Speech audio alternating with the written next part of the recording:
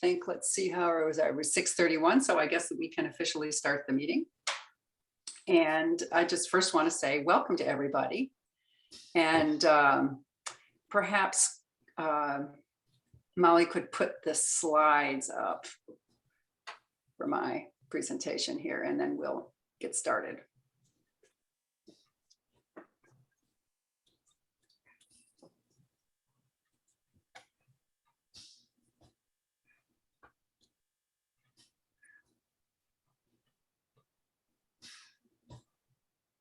You able to share your screen now? There we go. Okay. So because she's running this and I'm talking, we're going to have a bit of a coordination here. So if you could just give me the next slide. Okay.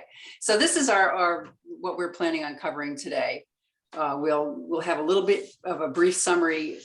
This is kind of our annual meeting when we have a summary of what went on in the last year. And so I'll go briefly over what we had planned to do this year and what we actually did this year, and what things have happened in the neighborhood.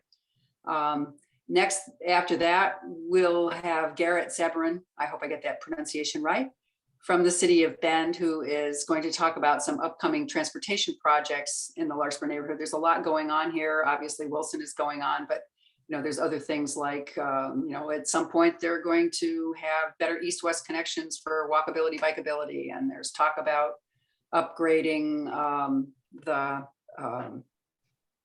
Bear Creek corridor, multiple other things that are talked about going on in the neighborhood, and we're just going to get an update on that.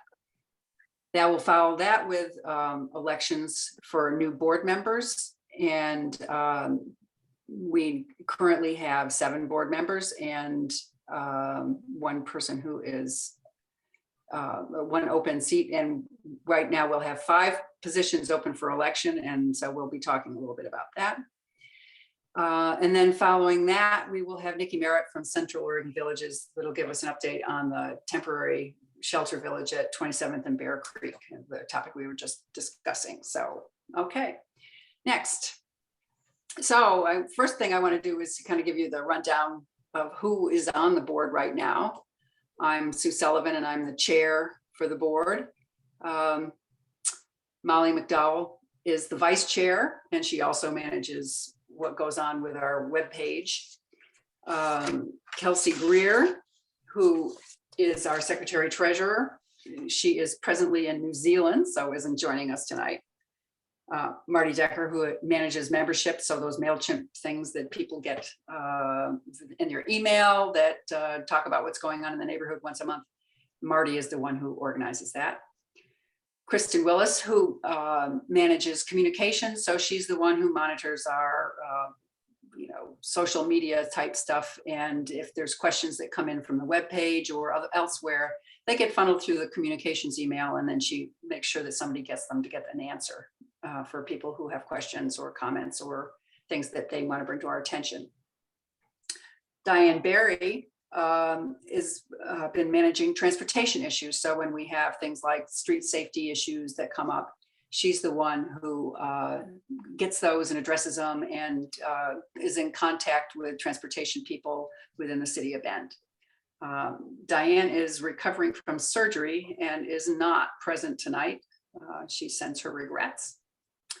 Morgan Schmidt is our Neighborhood Leadership Alliance representative, and that position is not officially a Larkspur board position. It is a appointed position from the mayor, and as an appointed person on that, she represents our neighborhood and sits in on our board meetings, and we consider her one of us. And we also have an open seat right now in that we had a person who was doing land use for the neighborhood, monitoring what goes on with new development and helping people get their land use questions answered. And she left to go back to graduate school. And so since she left, I have been covering that role as well. Okay, next slide. So at the beginning of the year, we sat down and said, what do we really want to do this year? And we came up with these as our goals for the year. We wanted to work on possible solutions for transportation safety issues, specifically on Pettigrew, because we'd heard a lot from neighbors and some comments through Nextdoor. And we felt like that was a serious issue that wasn't being addressed by anything that was going on in general obligation bonds. So we just wanted to find out what is possible. So we have met several times with city engineers and the Transportation Mobility Department.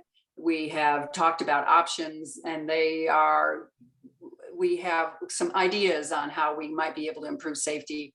Right now, we're working with them on, they're looking for possible funding for some improvements, and nothing has been decided yet on the type of improvement. We actually are considering putting out a survey once we have an idea of options to see what people think is the best way to spend money. If we don't have enough money to completely redo the road and fix all the problems, and we have a little bit of money to do certain things, maybe we can get some ideas as to which is the best ones to do. We also had a goal for connecting with local businesses, and we have lots of good businesses in our neighborhood, and we try to do our due diligence about supporting local neighbors, but we haven't really ever connected with businesses. This one, unfortunately, never got off the ground, and we'll talk about the reasons why, but I think it's still a good goal for us to understand better what local businesses' needs are, and how we can better interface with them and incorporate them in the community. We had a goal to sponsor a neighborhood cleanup activity, and we actually did two. We did one near Kiwanis Park that got like 12 huge grocery bag or garbage bags full of stuff, and cleaned up that area. And we also helped out the Water Church on Bear Creek Road in terms of cleaning up some of their landscaping and getting rid of a bunch of debris that had collected and get some weeds down. So both were very good efforts. And we also, the fourth one was to try to figure out a way to have more contact and connection with the community. I would say that we've made some progress. There's some things that we do. We have a monthly newsletter we try to put out. We sponsored meetings about fire resiliency, about water conservation. We shared info about Ben Food Project and how we can participate to try to support neighbors. We've mostly done a shared information kind of approach. There are things that we could do that might be useful in terms of doing something that's more interpersonal connections, like how can we get neighbors together and, get to know each other better. And so I think there's opportunities there. We would like to do more, and we'd love to hear ideas that people have on how we can do better there. Okay, next slide. So of course, I say other issues, so part of the reason we didn't accomplish as much as we had hoped on our goals is because other things come up, and that's kind of the natural course of events.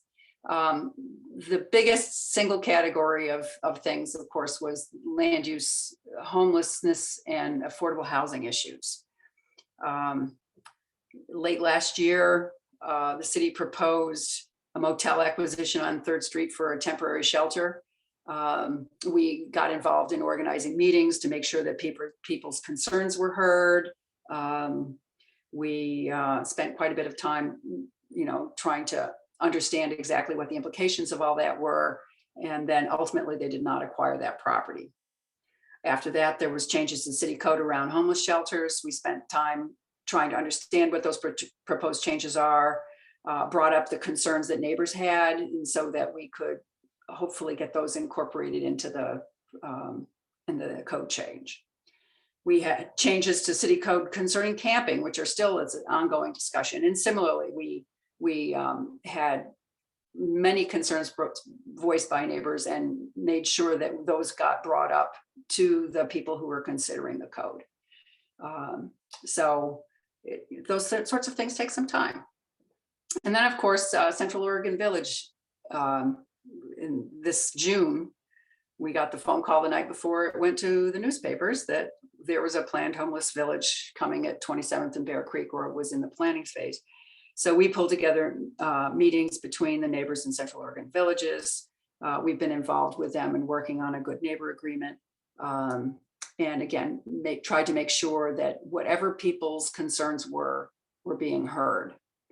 And of course, we'll hear more about that tonight because Nikki is here to talk about where they are with that whole process and what's the next steps. Next slide. So, and then the other issues that came up this year were mostly around land use, and there's several big developments underway. The development at Wildflower, which is at 15th and Wilson, 577 dwelling units, I think all rentals of a variety of types, and a small commercial area. They're thinking maybe even a food court and like a food cart pod. I'm not exactly sure what they've decided yet. At any rate, their application is complete, and there's going to be a hearing before City Council scheduled for December 12th. There's a quite large 40-acre, 346 dwelling units,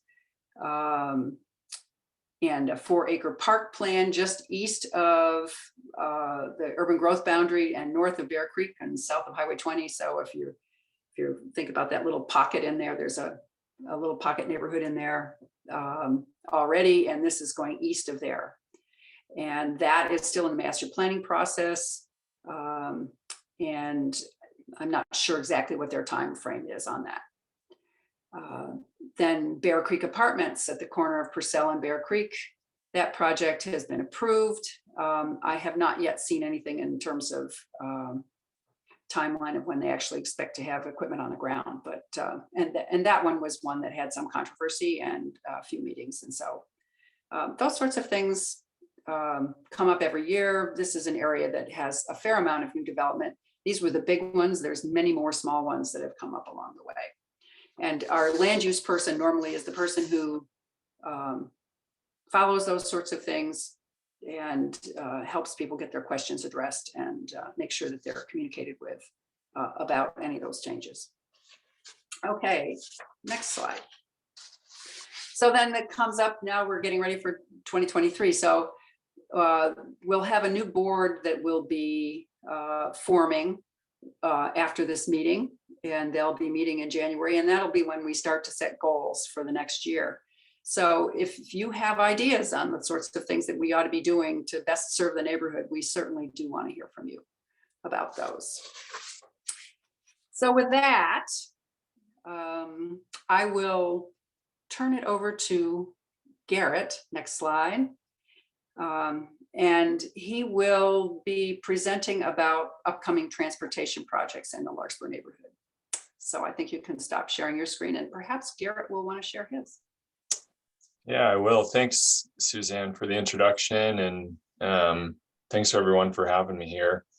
My focus, Suzanne, too, just maybe to be a little bit more descriptive, is really bond related projects. So the 2020 transportation bond, as it was approved, I can talk to some other projects that are taking place with the city, but like Ryan Oster, who you maybe have met with before, who's the city engineer, he oversees all of our capital projects, and my focus is really related to the $190 million bond, which is one of the projects that's currently funding is the Wilson corridor project that falls within your neighborhood association, and probably there's some questions there. So like I said, I can speak to some of the other projects too as best as I can, and if things come up that I can't, I can always get contact information from people and follow up, or have the best person with the best information follow up here too. So before you get started, I just want to add one thing, and that is I probably should have mentioned this early on, but if people have questions, if you can put them in the chat, that's probably the most efficient way. And Molly will be monitoring that chat and can fire up the questions and present them. If that isn't working for you from one reason or another, you can raise your hand, and then we can try to field the questions afterwards. Okay, and also if people can put their microphone on mute during the presentation, that would be helpful, so that if there's background noise, like I'm running my dishwasher, that kind of thing, it will help to keep from having too much interference. Okay, sorry about that. I should have said that at the beginning. Thank you. No, it's good to set the rules. Molly, I just put a comment in there. If you hadn't seen it, I Yeah, think I need to be a panelist. oh, I made you co-host. Does that, you should be able to share your screen with that, I think. Let me try again. Yep. Okay.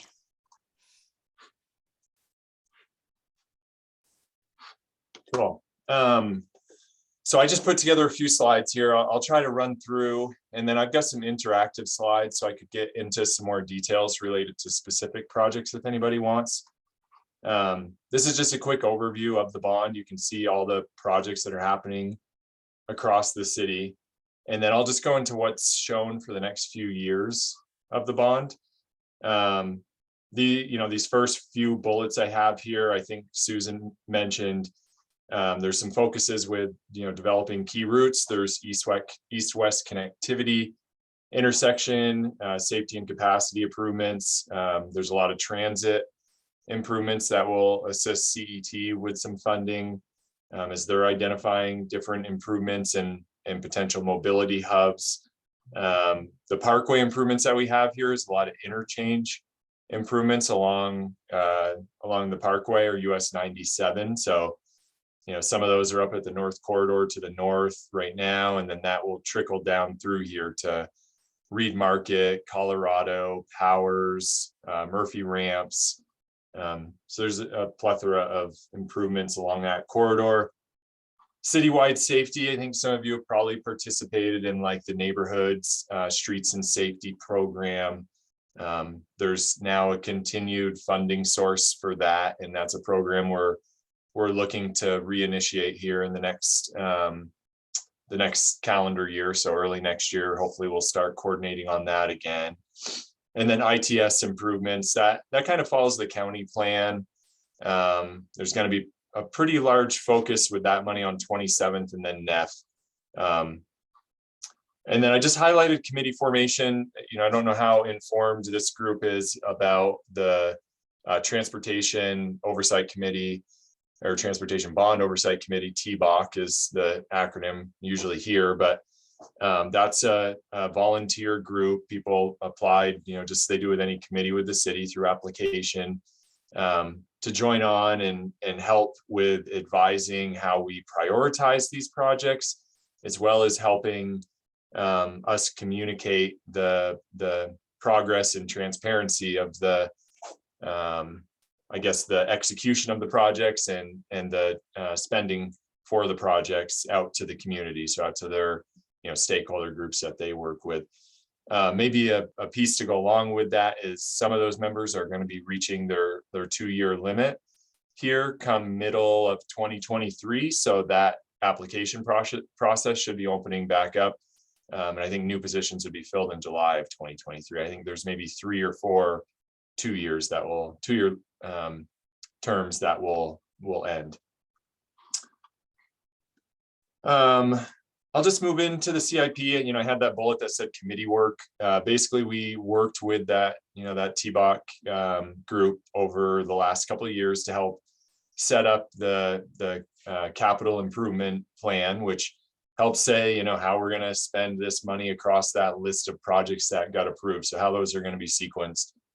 And that's what's shown here. I've got kind of a little bit narrower view looking at just the next few years in the next slide. But wanted to give this, larger, this is our 5-year CIP. This is how things are programmed right now and approved by council. I was thinking I would just show, this year and the next 2 years to this group, because I'm guessing I'll be back again within a year or so, possibly to talk again. But moving down into that 3-year outlook, you can see, we have Wilson up here. So the green bar is design, and then construction is the brown. I think other ones as it relates to this neighborhood association would be our local residential street safety. That's the neighborhood street and safety program. So we were just constructing some improvements on Broster House, which is in your area. I heard Bear Creek mentioned, which should be on here down towards the bottom. That will start in 2023, and I'll get into more detail on these in the next slides. Ani Street extension east. That will go over from near where Crux is over to 3rd Street and then along 3rd Street some. And then I think we have Midtown in here, which would also be, yeah, Midtown crossings. I think Franklin's right on the edge of your neighborhood association. So that's a key route as well.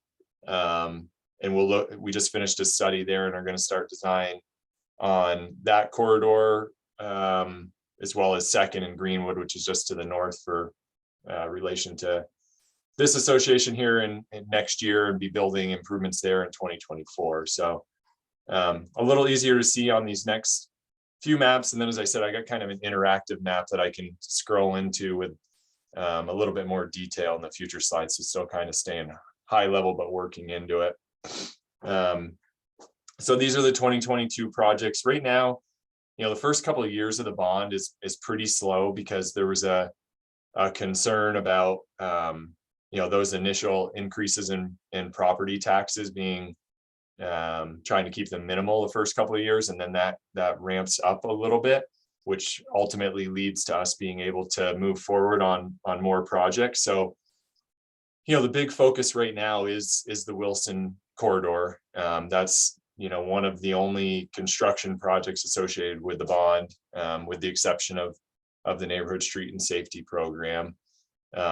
Right now, they've just finished from 9th Street over to 15th Street for those improvements, and they're mobilizing over to 15th and Wilson, which is also right by the wildflower development I saw that Susan had mentioned during the intro there. 15th will be under construction basically through the winter. So they're going to kind of work around that intersection outside of the roadway for the next several months. And then in February, we're planning to fully close that intersection and build a roundabout right there, finish that up in February and March. And then hope to in April to be moving over to the western side of that intersection, going from 2nd to 9th. I just went to Purcell Extension open house. There was one tonight. So that's another construction project that's about to start. That one's outside of your area, but I can talk about it. And then local residential street safety or neighborhood street safety program. We've got a couple names going for it. But we just finished up some construction improvements on Broster House, which I guess is more south of your neighborhood association. You stop at Reed Market, but close. And then upcoming design, I think a important one that we don't have on this list that I'll go to the next slide for is going to be Bear Creek. We'll be starting design on that probably this coming summer, 2023. I think that's another big corridor, another key route, just like the Wilson corridor, addressing roadway improvements along with intersection. So there's that development once again that was mentioned, and that same intersection we're planning to do a roundabout at. And then those improvements here, you can kind of see this red line extend along Bear Creek here, connect over to Parks Trail. What is that? Loiner Trail, I think, if I remember. I'm probably wrong. And then along 27th here. This would be a great one, I think, if you wanted to kind of mobilize and provide input on. Another spot you mentioned is one of your neighborhood association goals was improvements on Pettigrew. And I know, there's a upcoming sewer line project that's going to be built there. And that was probably part of the interest of trying to piggyback that. And then I don't know what has been decided with that as far as trying to incorporate safety improvements or ped and bike or whatever with that. But I know there's been discussion around 27th as well. And, it wasn't but a few years ago when the Southeast Interceptor was in the roadway here, rebuilding portions of it. And I remember a lot of people in the community were talking about wanting a shared use path built while that was being constructed. And now I guess we're starting to hear a little bit more about people having interest in doing that on Pettigrew. And so those are going to be kind of competing efforts, I think, as we start talking about where the key route is in this area. And I don't know if that's something that has a majority interest, but it's definitely a conversation and something I'd encourage people to continue to voice what their opinions there and what they think would be the best. But this will move forward in design here in the middle of next year. I think we'd be hoping to start construction early 2024, at least at the intersection here for that roundabout. And then probably shortly after that, maybe the second half of 2024, start with some of these key route improvements, and that would probably roll into 2025.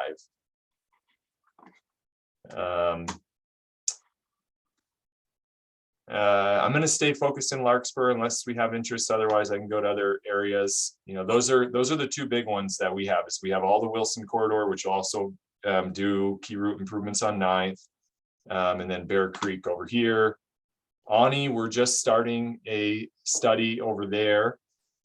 This is another key route extension, which would go across Ani and up 3rd and cross 3rd just north of the rail road undercrossing, pretty close to Bimart there, just for a geographic familiar location. And once that study is complete, we're just trying to figure out where that alignment would go, if there's any other opportunities to connect up to different locations. We'd be moving forward with design. So we're looking at doing several crossing improvements on 3rd Street, some sidewalk improvements on 3rd, and then that key route extension along Ani here. I would assume design on that one's probably starting in 2024, and we're probably doing some construction in 2025 as well. And then the last of the 3 years I was highlighting here, so 2024, once again, Larkspur's kind of over in this area here. This is more of just showing a continuation of those projects that I mentioned. I think one additional one, which kind of plays into Larkspur here, is going to be some work starting over near Reed Market. So there's several different improvements we have there. There's signal improvements over at 3rd in Reed. There's the overcrossing at the railway of Reed, which I think we're hopeful to be starting some design there in 2024. And then there's the design and construction of a shared use path on 15th, which I can show that kind of relates to a transportation project, the greenways that we've been building around town. And that would go up 15th, over to 9th, up 9th, and then that connects over to like Juniper Fitness area, and then could connect to downtown or up 6th Street to the north. So trying to finish one of council goals basically is we're trying to finish a north-south route that connects all the way across the city, as well as a east-west route, which we have a couple east-west ones that we're near completion on, with Wilson being one of those. I don't think I'm missing anything on this list, but just double checking here. Midtown, I guess, again, this might change as far as if we're in design or construction, but really applies to Franklin as far as the near term goes, at least. And then this was the last slide I had. One of the goals of TBOC is to help with how we're communicating the progress of the bond to the community and what the spending looks like. And so this isn't public yet, but in February, we're going to release a dashboard, and this will be on the TBOC website. So you would go there to access it, and I'm happy to share that link. But this will have a program overview of the project, our different categories that we have: bike and ped, north, south, east, west, parkway, and intersections, and then what our progress is on the bond as a program, and then what it is individually on projects and how those are going. And then we're pulling out just some key infrastructure highlights tied to the bond to show our progress as well. And so that's the program level. We'll also have a project, which I think is a little bit more interesting for community members, hopefully. For instance, here we have the Wilson corridor, and gives you your start dates, gives you your completion dates. And then if I do it the right way, which is clicking on this over here, we're still kind of working out stuff on this, which is why it's not public.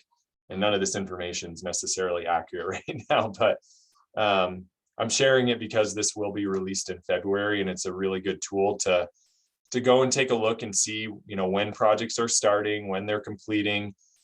Gives you links to websites on how to get access to who's working on these and who you could contact if you have questions or want to know about open houses or have issues with construction, and gives you a good description of the project. And we'll start adding status updates on these two, probably quarterly, just to give an update on where things are at or what open houses are coming, what the funding is for the project, how much has been spent. So it'll just be a good interactive tool to be able to cruise around this area and click on different projects that are upcoming. So Bear Creek is the other big one. Ani over here, which, like I mentioned, it's, you know, several improvements on 3rd and this extension. Yeah, I think that's the gist for me for an overview, Susan. I'm happy to take questions or jump into more details on anything, but like I said, I just was thinking a quick kind of 3-year lookout here, and I'm happy to come back regularly and give more info. We do have a couple questions. I think the residential improvement projects is kind of vague, like curious what those actual improvements are. You know, widening the street or adding sidewalks, bike commuting. You know, of course we're concerned about the ones in our neighborhood, but I think that was just looking for a little bit more about what those neighborhood improvements were, that generic term. Yeah, I assume that's the NSSP program, the Neighborhood Street Safety Program. Yeah. Yeah, so the city launched a program a few years ago. I believe they coordinated with all the neighborhood associations and worked with them to try to identify projects that are you?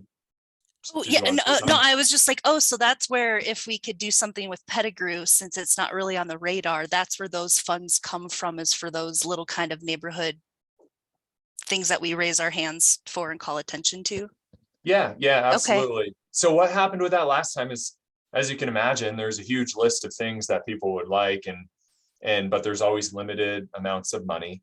And so it was basically each neighborhood association came up with their 2 priority projects.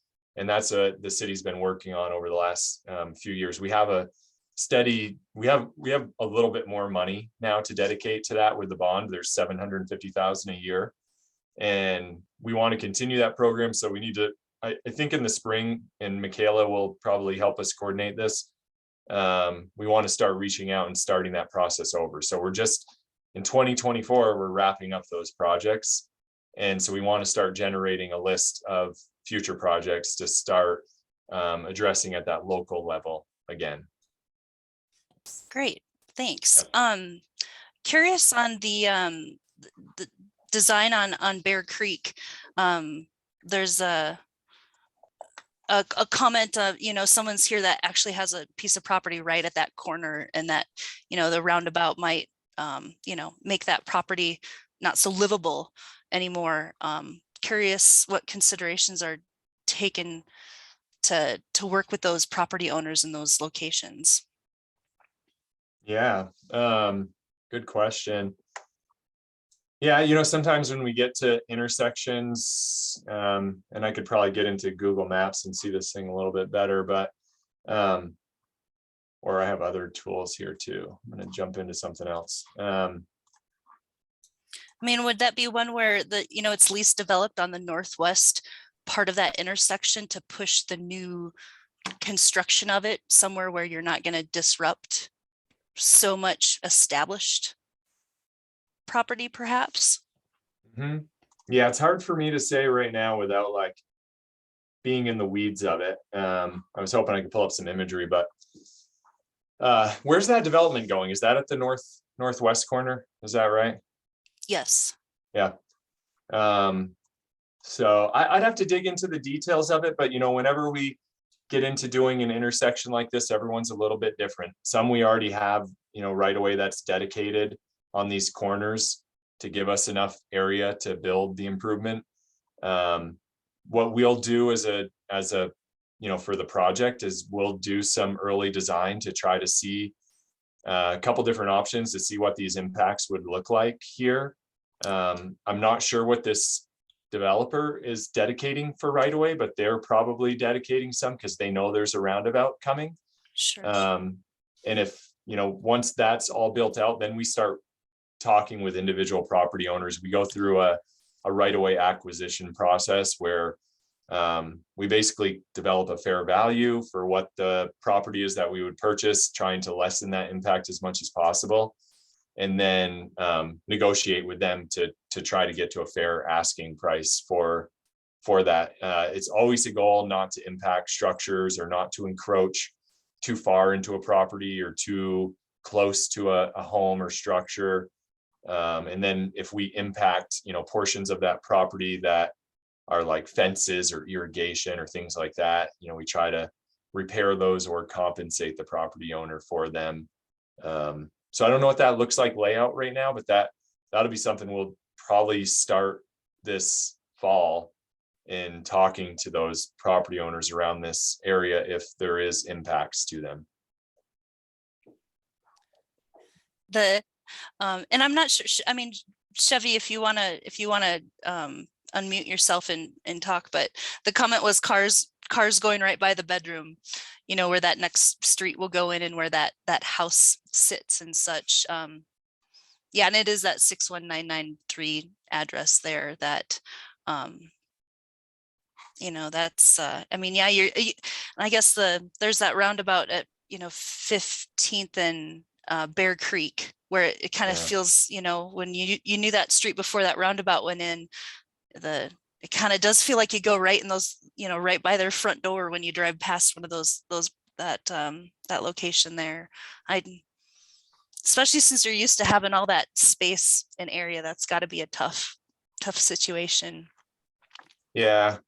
Sinclair, Sinclair is managing Wilson right now. He's going to manage this project to the Bear Creek. He'd probably be someone who I could connect you up with early so we could start talking about this and start understanding a little bit better about what this agreement's like with this developer over here.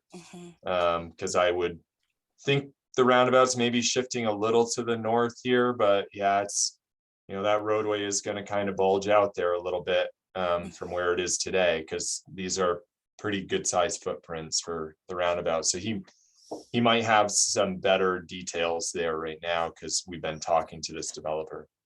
Yeah, or like any options to help that property owner create screening or some kind of, buffer if there's, hedge, or, some kind of options to work with that. Yeah.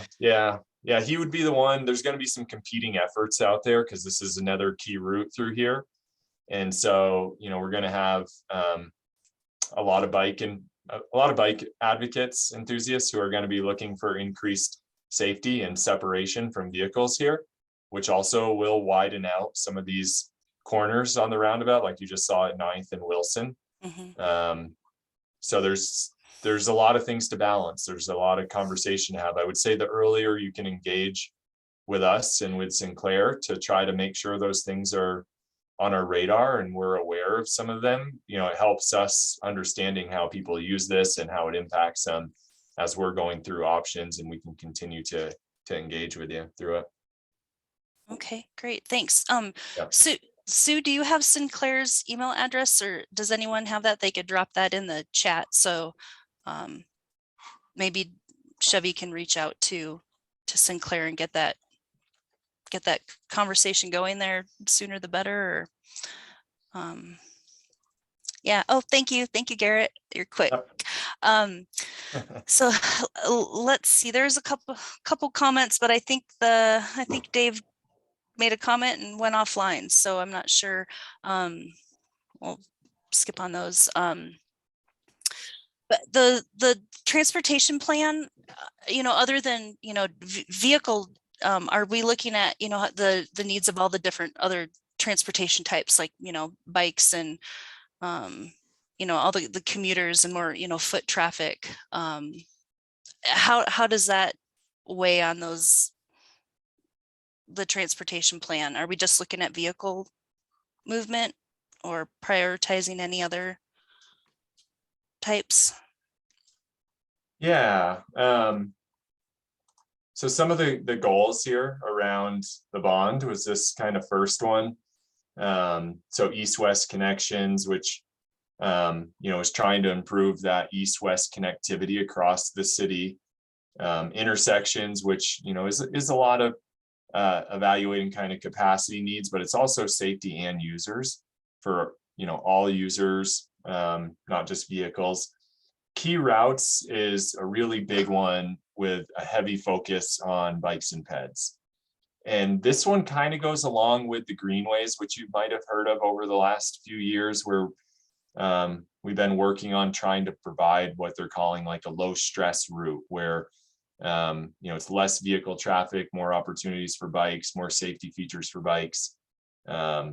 And so this is, there's a pretty large focus with a lot of these projects when it comes to that. Wilson, one of these first ones out the gate, is a great example where, they're looking at ways to build protected bike lanes. So, you have a 8-foot wide bike lane, basically, with that DuraCurb, which is kind of a vertical curb there that provides a barrier between bikes and vehicles.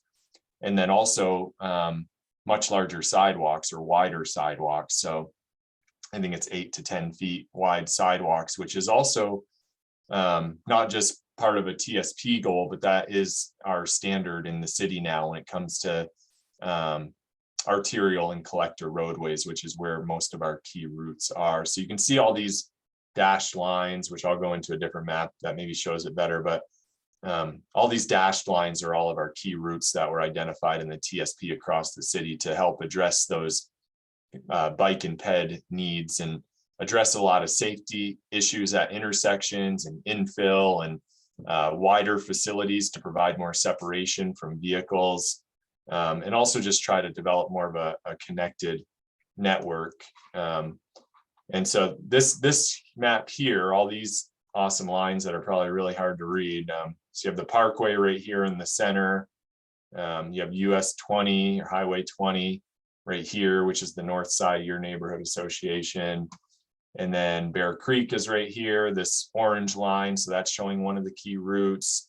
And then Reed Market down here. And so you have another key route that's coming up north on 9th Street. So this key route addressing bikes and peds is the current city council priority to have a complete north-south key route that crosses the entire city. And so we're working on that right now with Wilson, which will build the 9th Street portion. And then we're working with Greenways phase 4 to help build this 15th Street portion, and also to build basically what you see in these blue lines, or sorry, where am I? Juniper's here, to build this piece here that goes over Franklin, and then it comes down here and connects over to 9th. And then it'll also go west over to Drake Park over here and through the historic district here in town. So I would like to jump yeah. in here because that Please. wasn't really my question when I wrote it in chat. My concern is that the way your slides have shown it, you mix bicycle and pedestrian traffic, which is really not mixable. If you look at how to characterize bike traffic, there's different kinds. There's the guy who's out for recreational riding and he goes 15 to 25 miles an hour.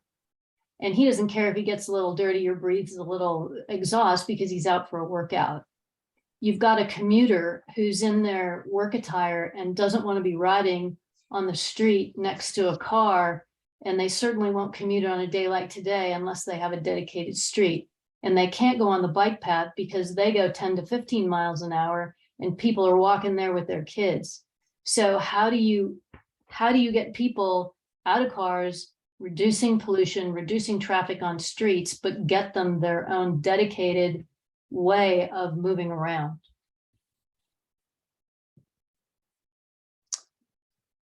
Yeah, that's a tough one. It's a good question. It's probably a goal for one of our planners to talk a little bit more about in the development of the TSP and our overall system.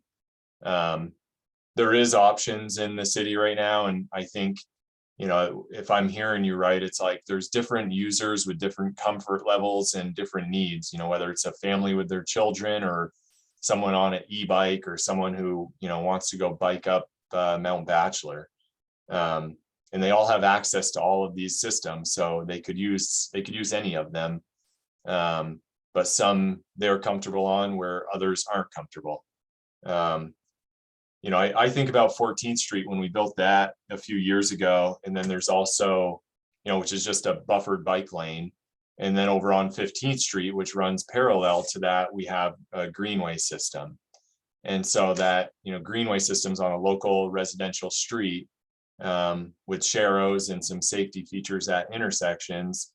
And from a user comfort level, it's like there's wider area there, people are more comfortable. And then over on 14th Street, there's more cars with buffered bike lanes, which some people are more comfortable there.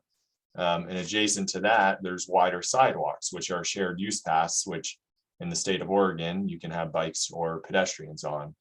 And so there is a push to build multiple facilities for multiple users, and there's, you know, trail systems with parks. I think right now, you know, the greenway system's been built pretty well in the central part of the city. And the goal would be to try to expand that throughout the city, and that one kind of connects across these local streets. And then our key routes right now are really on arterials and collectors, and those are a combination of, you know, building these protected bike lanes, which, like you said, some people aren't comfortable on, with shared use paths on the, you know, outside of that. And those connect up to parks trails. And it might be, for some people, it might be a combination of these routes that you got to use to get where you want to go. So that's where things are at. I hope that it probably doesn't fully answer your question, but there are probably larger overarching goals too that the state's or the state is requiring us to follow to try to address some of what you're saying with reducing vehicle miles traveled and increase transit and reduce parking and trying to reduce some of that demand for individual vehicles. So there's a lot of pieces moving there with that planners can address much better than me.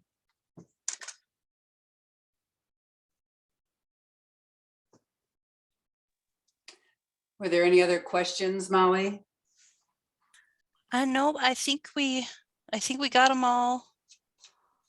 Oh, how long is the closure at Wilson and 15th? Or how long will that be closed for that project? So right now they're starting work around the intersection, and that's going to continue until February. So they'll build all the sidewalks around the intersection, the retaining walls, the roadway extension into the wildflower development.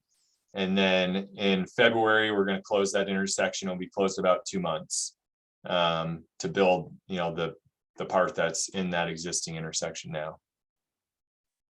So it should be open back up in April. Thanks, Garrett. I don't see any other questions or hands raised or anything. So. Okay. I think I saw a question about when the section of Wilson is closed between 3rd and 9th, about how traffic is going to be rerouted around that.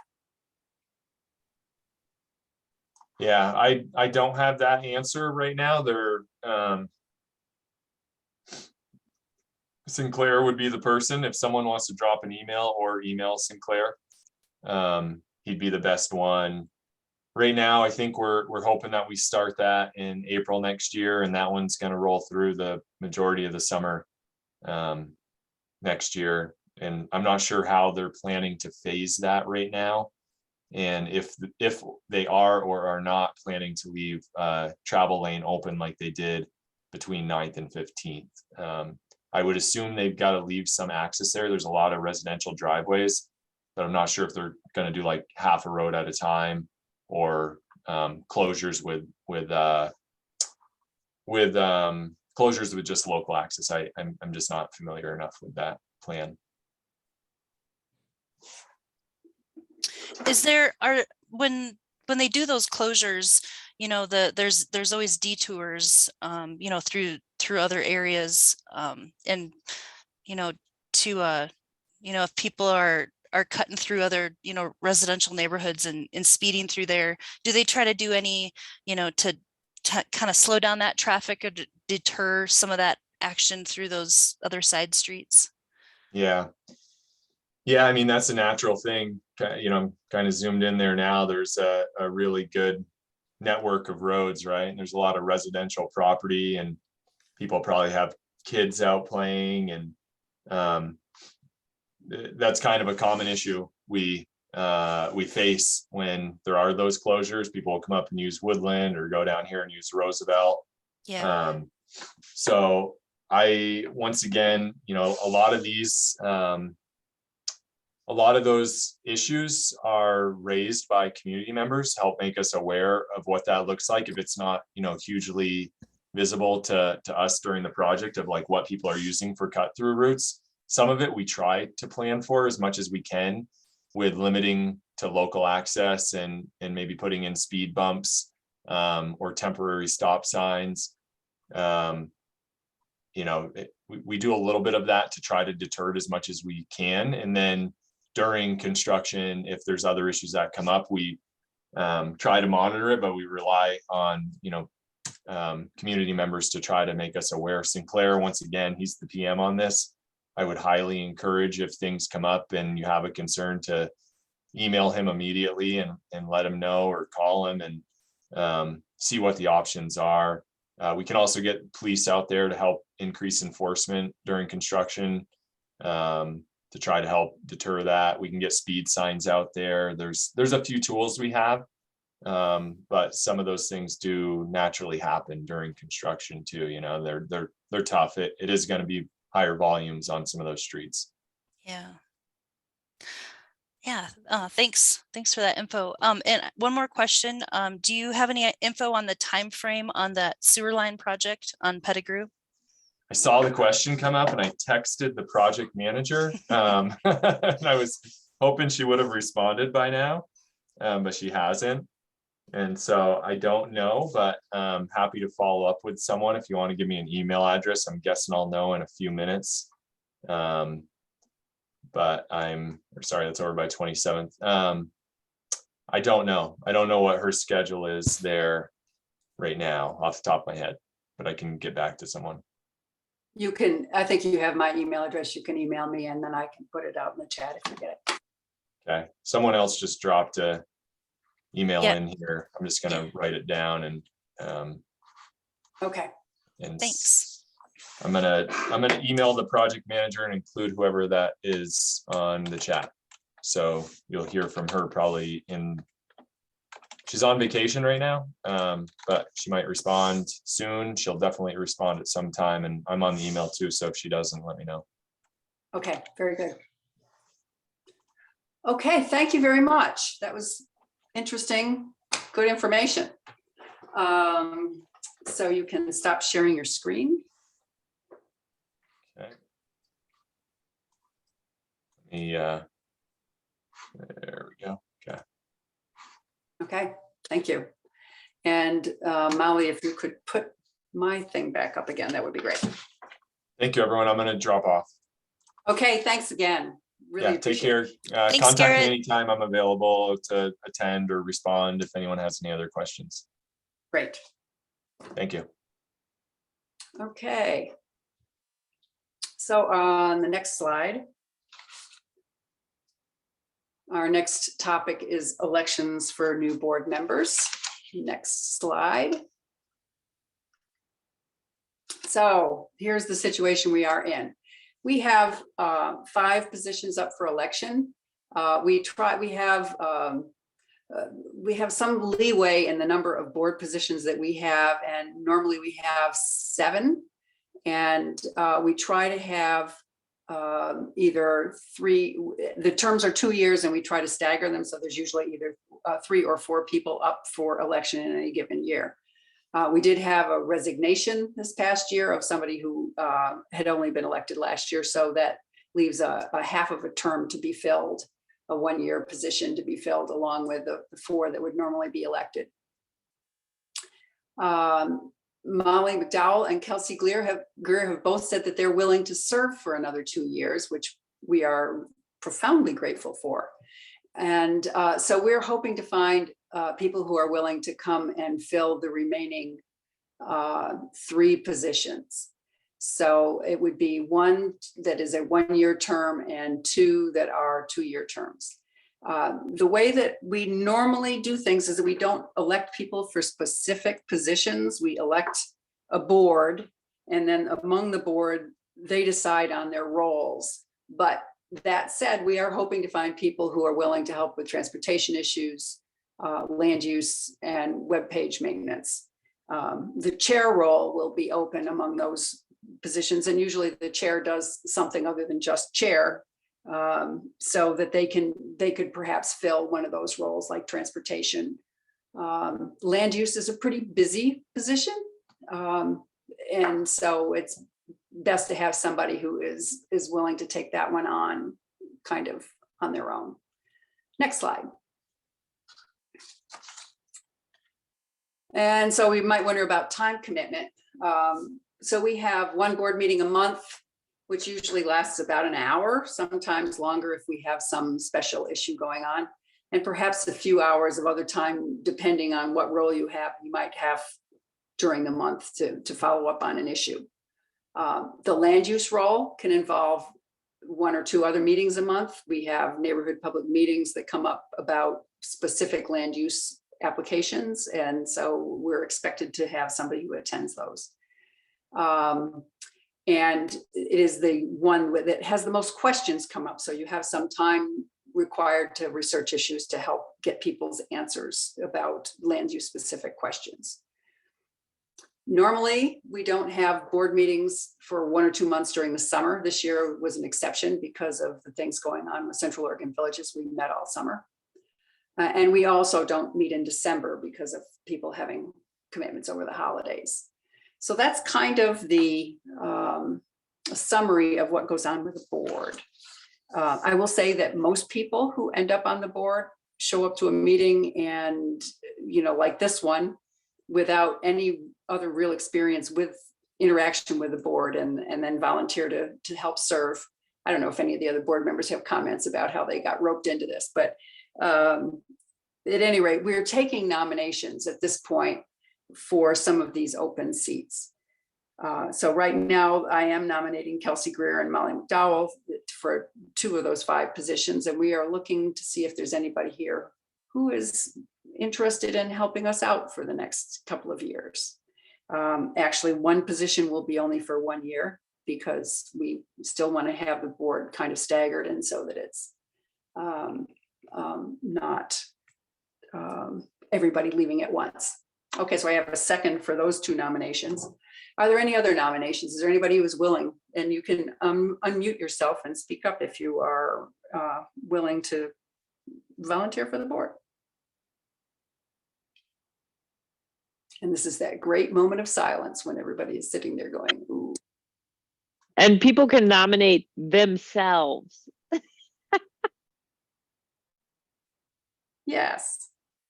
Nominate yourself. Join us. Help us. It's scary when you do it, but it's fun.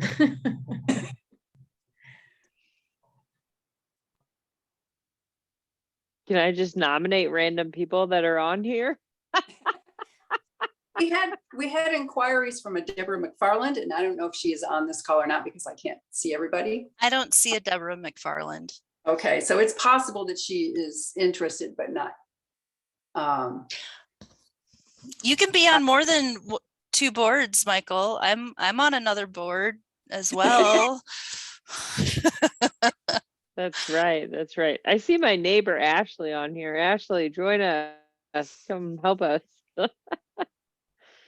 So if we Uh, have other nominations, we do have a procedure for appointing people later, so we can send out other information or try to see if we can recruit people.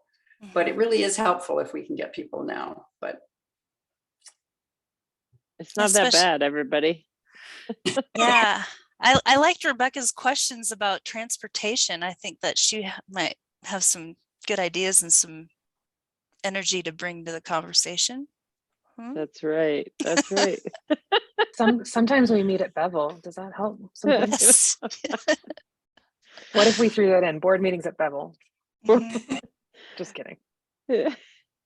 Well, we can meet there again. We can be very accommodating, yes. We can accommodate.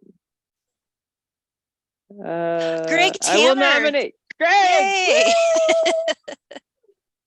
Greg nominates himself. I second that. okay, I Yeah. second that. Greg, do you have an interest in any particular position? Well, just tell us about yourself a little bit.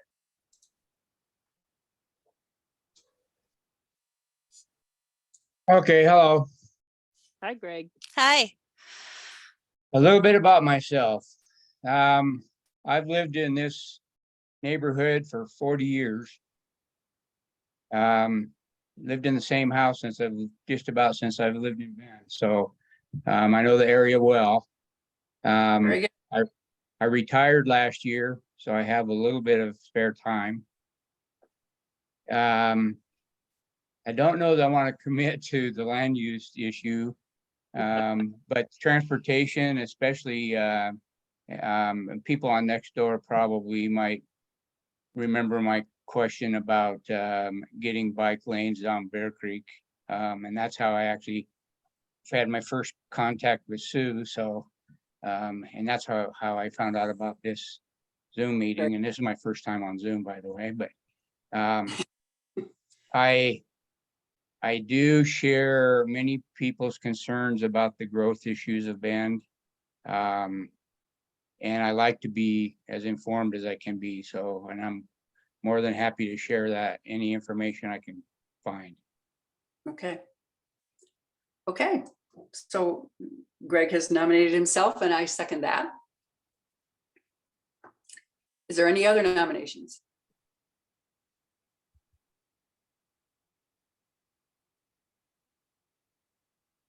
Okay, with that, we will have,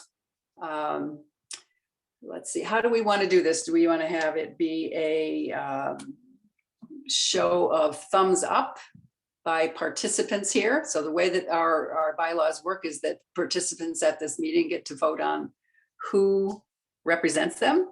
And so if you can do a thumbs up on your screen, it's under the same thing as raised hand. It indicates that you are for having those people as your board members. Please do that. Can you see those, Molly?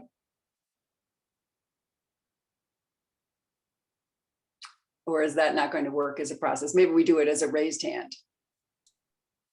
Oh, yeah, no, I saw quite a few. But not all of them.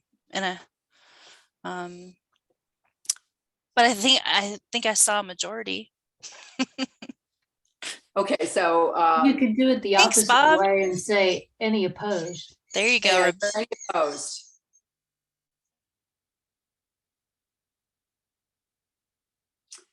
If you're opposed, how about if you raise your hand? So that would be something different from the thumbs up. How is that?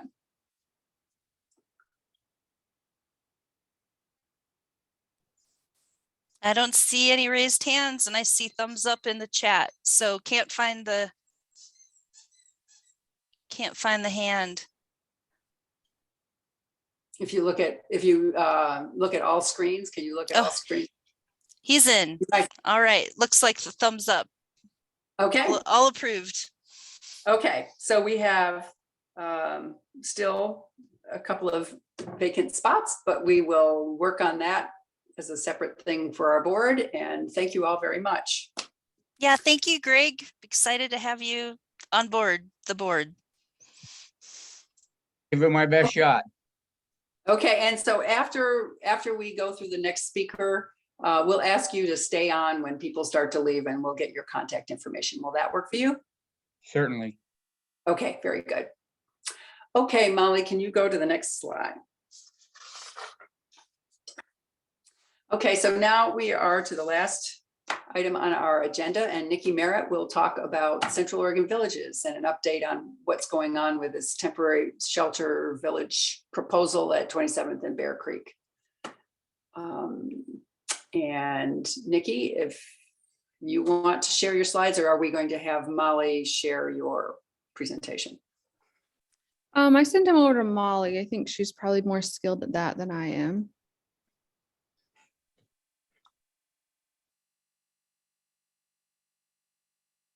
Let's see, let me pull these up here a second. I have too many screens open.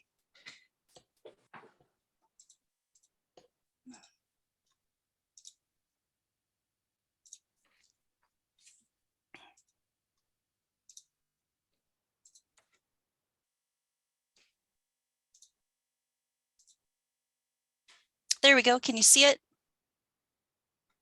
Yes. All Yep. right. I can see it. So thanks for having me back on.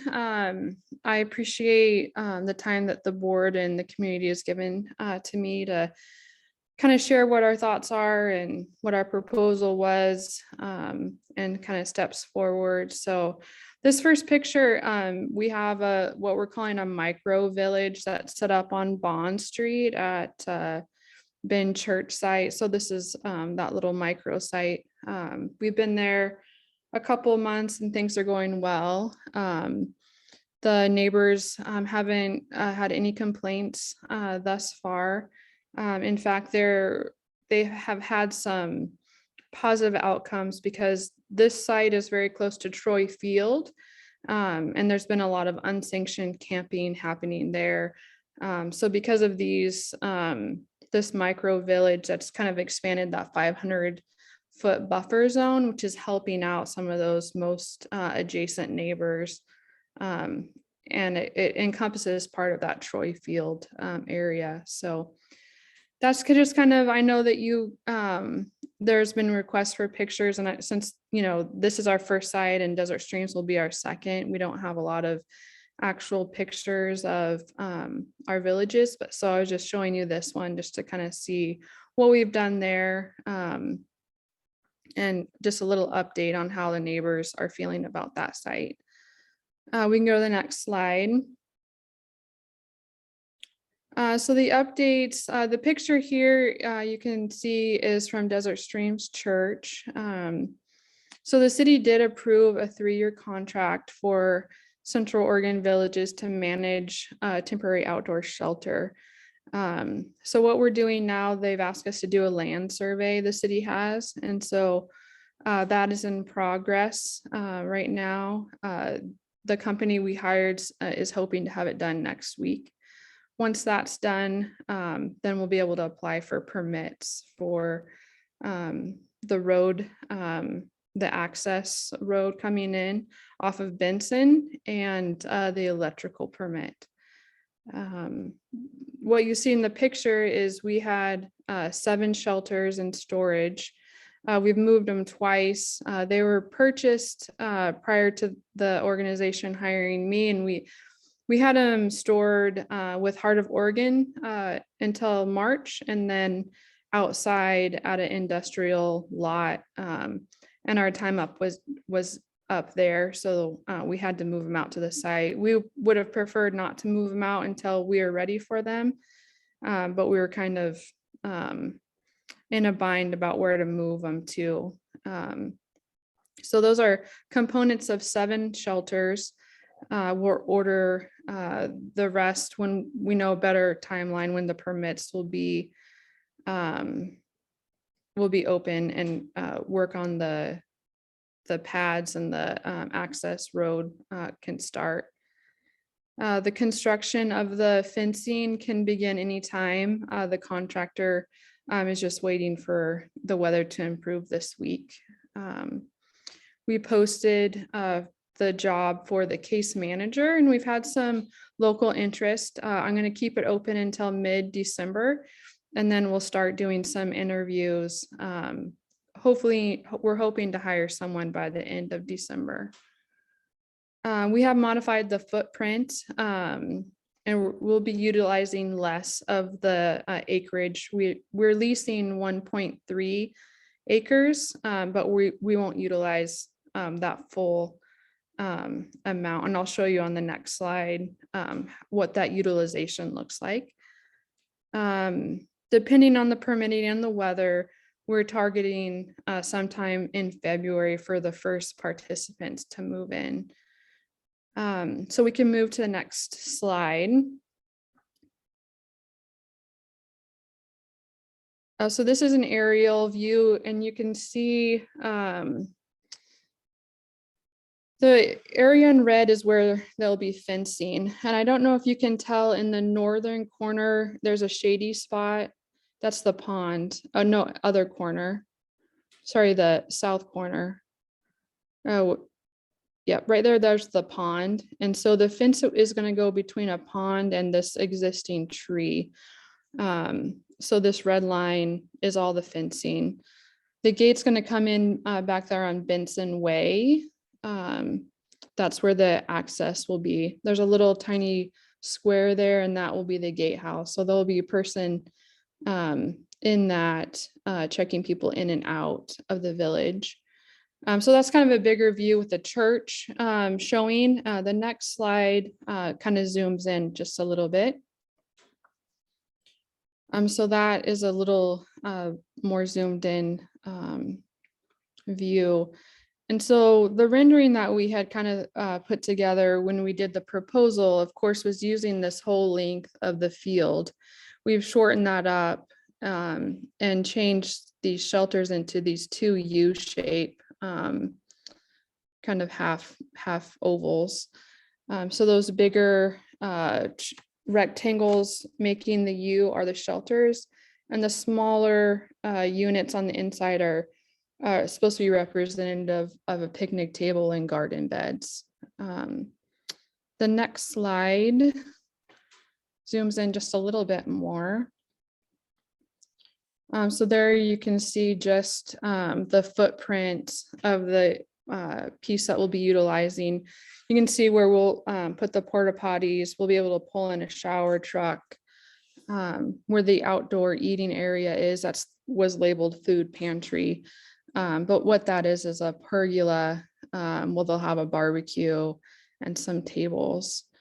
We'll have a mobile office and a counseling area. And then the meeting space would be that yurt up in that corner. So you can see there's like this T structure. That is the drive. So it's called a hammerhead access. And so that allows a fire truck to get in and out easily. So the fire department reviewed the site plan and approved of that type of a access point. We are doing a rendering that's more of what we have on our website. So that kind of shows a little more graphic design about how the structure or the footprint looks. But this is what the city asked us to provide, this type of site plan. We'll have another site plan that will be done by the electrician, kind of showing where the electricity lines will come in.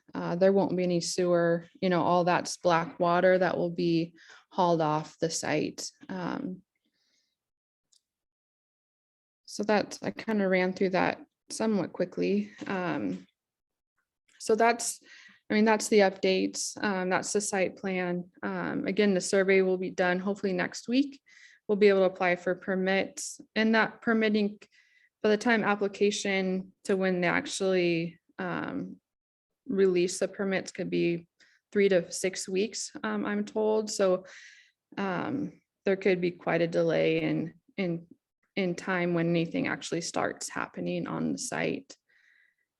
Separate from what we're doing, the church has hired a contractor to do some upgrades to some of their structures and build some fencing for them. So some of you may have seen some wood dropped at the property. That's separate from what we're doing. The only thing that we brought onto the property is those components for those 7 shelters.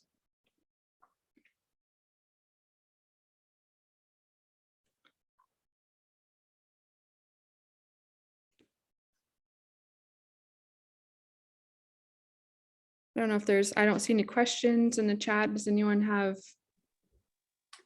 So originally you had talked about phasing in and perhaps only setting up a few shelters at the beginning. And then is that still the plan? Yeah, we plan to bring in about 5 at a time. I mean, we'll set up those 7 that we have, but we have heard there's a delay at the warehouse for the shelters. And so we're not sure the timeline of when the rest of the shelters will come. We are definitely phasing in, even if we set up all 20, we're only phasing 5 participants at a time. So we'll bring in five people, kind of get them established, and then bring in the next 5 people is our plan of how we'll actually incorporate folks into the program. And is your demographic still older women, or has that changed? Yeah, yep. It's still the same, still targeting older women, and then opening it up to single parents with children. And then after that, the general population. We're still hearing from other service providers that they think we'll have enough referrals in that first demographic to fill the village initially with that demographic.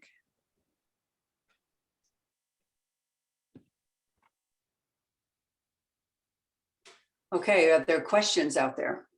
Yeah, we do have some questions in the chat. And Nick, I guess Nikki, the first, could you share your email? Would you mind Oh, yeah. putting that in the chat? If you get the permits by January, when do you think that it will be open? If we get permits by January, we're hoping by the end of December.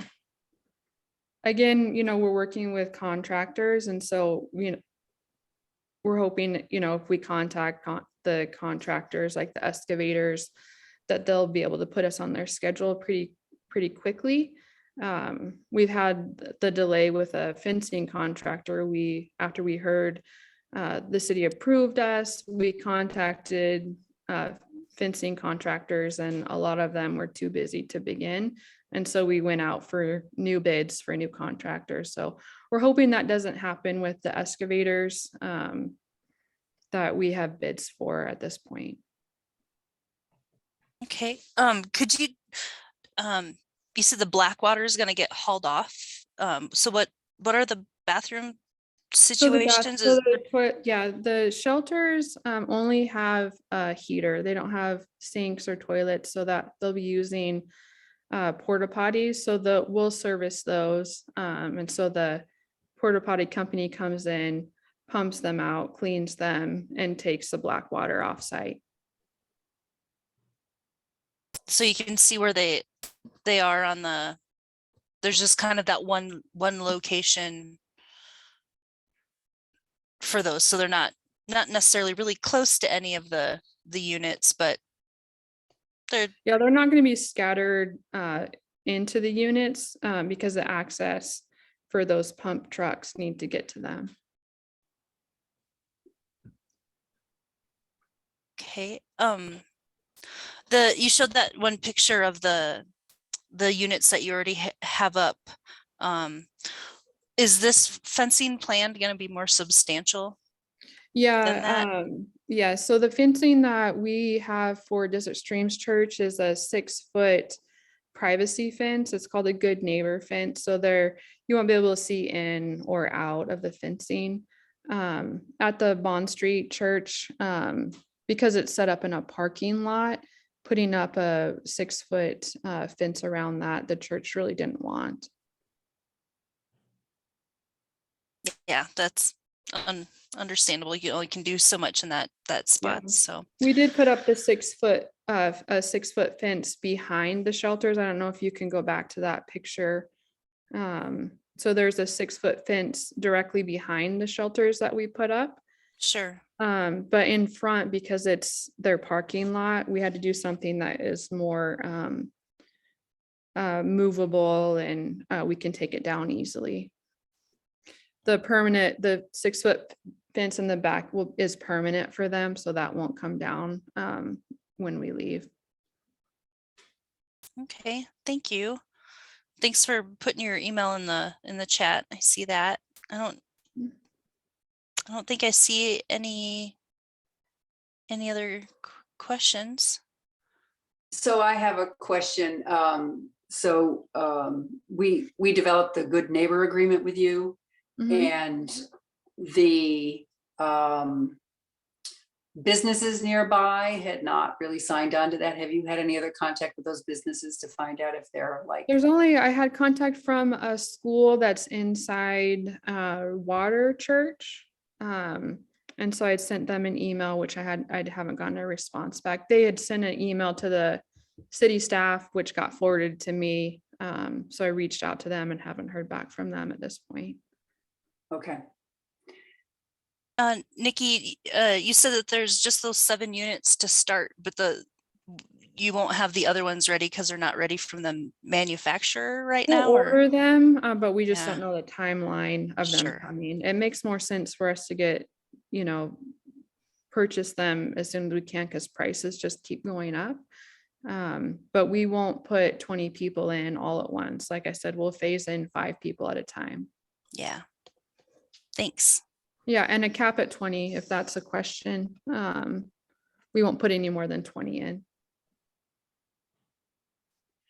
And I will say that in one of the previous meetings, there was a question that was raised about camping across the street, that would be a potential problem. And my understanding from the camping code stuff that is being developed, and also with your experience with this buffer zone around, that because that's in the buffer zone, camping would not be allowed there. The question before was that, if you had private property, the property owner had to be the one who had to report that there was camping there that needed to be cleared. And with that property owner being absentia, out of town someplace, that people were concerned that people would take up residence there and it wouldn't be addressed. But I think that concern has been covered. Yeah, it's my understanding that doesn't, without the camping code, I think that was the issue, like the property owner had to enforce a no trespassing. But with that buffer, anyone noticing that that's happening there can call it in. And also letting us know, that's what the Bend Church is doing on Bond Street. They're making a complaint if there's unsanctioned camping, and they're letting me know so that I can make a complaint about it. So it's kind of, working together with the neighbors, the church, to keep it as clean as possible, and keep that buffer, without, it's a small kind of token, I guess. 500 The feet. city is said a- it would patrol it too. Say that again? The city said it was gonna patrol that area. On Troy Field? Yeah, to keep it from getting camping. Yeah, it's So, looked really I'm not good really for worried a about couple weeks, and then there's kind of an influx, I think people that are there move out, and then some newer people come in. And so it's just kind of this ebb and flow of what's coming in and going out. But it seems to be a lot more manageable than it was during the summer. Well, in the area we're talking about around the Desert Stream site there's not really much of a camping presence there to begin with. So Right. I think we're all hoping that will continue to be the case. Yeah. So there was a woman early on, at the beginning of this meeting, who had said that she wanted to make some comments. If you're still on and you want to make some comments, this would be a good time. I just answer Marty's question. We don't have any approved residents yet. We won't start taking applications till I have a better timeline of when we can get people moving in. I don't want to give any false hope to anyone that, they'll be moving into something safer when I'm not really sure when that time will be. The woman with the question was me, Liz DeVille. And my question has been answered, or two of them have been answered. One is, have their applications been sent out for the position of monitoring, managing the site? And apparently there has been. And the other was the security fence. When I looked at a picket fence, I thought that's not really what we had talked about. And so that apparently has been clarified also. So thank you. Thank you, Susan, for remembering.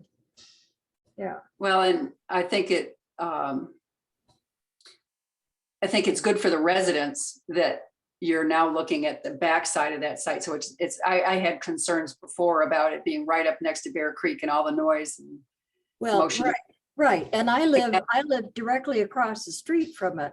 So my concerns have truly been amplified in many, many areas and within our own neighborhood, of everybody being a little bit overly excited in a negative way. So I appreciate the fact that you were able to clarify, that you were able to get a representative from the villages to come and really help explain. And I hope some of the residents of my block have been watching tonight. And that'll help. Thank you. I just wanted to clarify, the case manager position that we're posting won't be managing the village. That's the case. It will be a case worker that's working to help folks get into long-term housing and address their barriers. And so I will go ahead. I'm sorry. As the executive director, I'm kind of in charge of managing it, and then we'll have the case manager and myself on site. And then we'll have we haven't decided the word that we're using, but like a camp host or someone that's there 24/7. That's what we were looking for, is someone that we know will be there 24/7. There will be some type of management for that, but I have not on a paid schedule or just a volunteer schedule. Most likely unpaid, a volunteer. Pardon? Say again. Probably a volunteer. Okay. I think our concern was that we were hoping for a paid professional. We do have security that will do rounds around the village twice a night. And we do have a little bit of leverage if we can't find a skilled volunteer to pay someone to be a camp host or a village host there. Okay, thank you for clarification. I appreciate it. Yeah. Okay, thank you. Are there any other questions or concerns that people have that they want to bring up?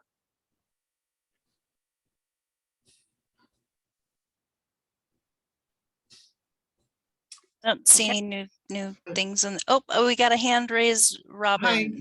I'm sorry I was late, so this may have been already answered, but is there information for other than just housing, but for drug help and other kinds of layered help with social work being built into the project? Yeah, so the case management will address any barrier that a person would have, and finding them the expert that will, can address whatever that barrier is. The folks coming in have to be clean and sober. So if that means they're in treatment, we'll continue to encourage them to their appointments and whatnot. But we're, we're not expecting that we're going to have to be convincing people into treatment because they need to be clean and sober to come in.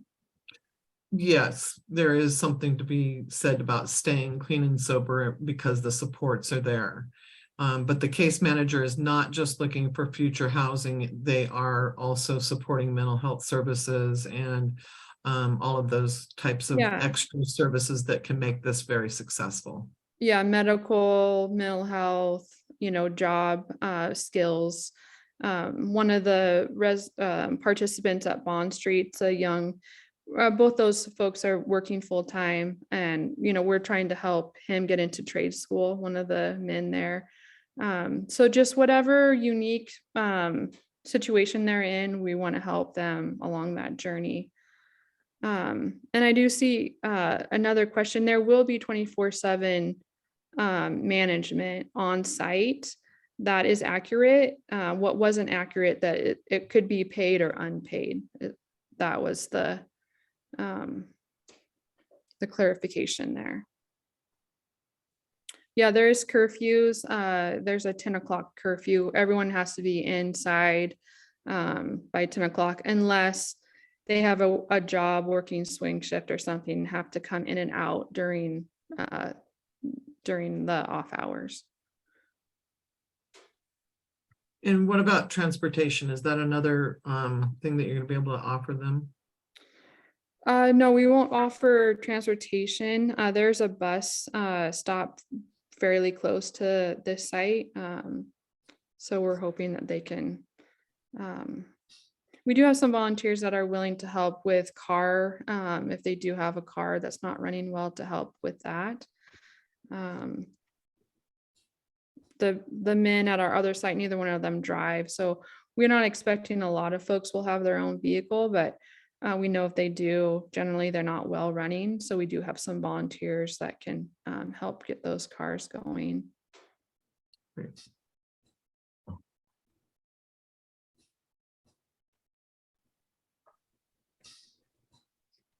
Is there any other questions?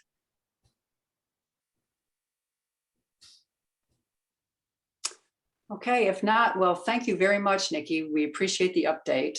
Yeah, thanks for having me again. And so as part of our good neighbor agreement, we've agreed on quarterly updates. So we'll be figuring, maybe we'll have another one right after you get set up. And so that we can kind of get an update then. So maybe in February or something like that. Sure, So that would be about 3 months. So. Yeah, anytime. And if you have questions, please feel free to reach out. Happy to meet with anyone, answer any questions anytime. Okay, very good. Okay, with that ends our meeting. I would like to have our new board members stick around as people start to leave. But so Greg, if you want to stick around, and if anybody changes their mind and is considering a board position, please let us know. And we have the ability to appoint somebody. And if you have neighbors that you want to talk to and convince them that, it might be worthwhile helping us out, just remember that it takes somebody volunteering to answer those questions and to stay in contact with the city and to try to help to deal with some of these issues that come up in the neighborhood. And so it doesn't happen without neighbors. So anyway, thank you. And thanks to all our other board members for being here tonight. And we'll see you again at some other board meeting. Thank you. Yeah, and if Robin, if you were late and you want to participate, don't be shy to speak up. I just want to say I'm really kick myself because I really wanted to be here for the whole meeting. I'm new to the neighborhood. I'm thrilled to have something like this. So I'm not really quite ready to step up, but I definitely will be a participant, and I appreciate that there's something like this. It's amazing to me. Okay. Hey, anytime's a good time. I mean, why wait? Just jump on in, Robin. Yeah, so it was how I got to, when I moved here, I felt like there wasn't much sense of community, to me, because I didn't know anybody. And so this was my way of learning about the community and to build a sense of community. You don't build a sense of community without participating. And it's absolutely 100%. So okay. Okay, Thank you. with that, we will end the meeting and thank you very much. We can stop recording. And Greg, you'll stick